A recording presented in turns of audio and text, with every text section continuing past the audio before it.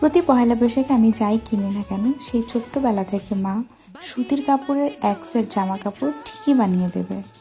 এবারও ঠিক তেমন ঢাকা থেকে ফিরে এসে দেখি সে নিজের মতো করে ডিজাইন কাপড় দিয়ে আমার জন্য জামা বানিয়ে রেখেছে। ঢাকা থেকে ফিরে একটা রিফ্রেশ ঘুম দিয়েছি। ঘুম থেকে ওঠার পরে পরিবারের প্রত্যেকটা মানুষের মুখ দেখতে পারাটা যে কতটা স্যাটিসফাইং থিং, সেটা আমি যখন ঢাকা থাকি তখন আমি এটা রিয়েলাইজ করি। যাই হোক, পহেলা বৈশাখের দিন ঘুম থেকে উঠে একদম সরাসরি স্নানে চলে গিয়েছিলাম। আর আমার পহেলা বৈশাখটা শুরু হয়েছে মায়ের বানিয়ে দেয়া এই সুন্দর ড্রেসটা দিয়ে। বাইরে বেশ রোদ ছিল সেই দিন। এরপর স্নান শেষ করে চলে গেলাম মায়ের কাছে, যেয়ে দেখে মা চা রেডি করে রেখেছে আমার জন্য।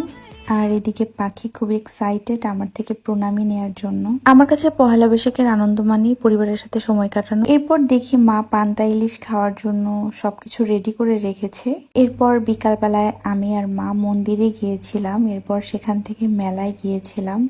সেই ছোট্টবেলা থেকেই মায়ের সাথে এখানে বৈশাখী মেলায় আসি। সবাই ভালো থাকবেন, সুস্থ থাকবেন, দেখা হবে নেক্সট ভিডিওতে। টাটা।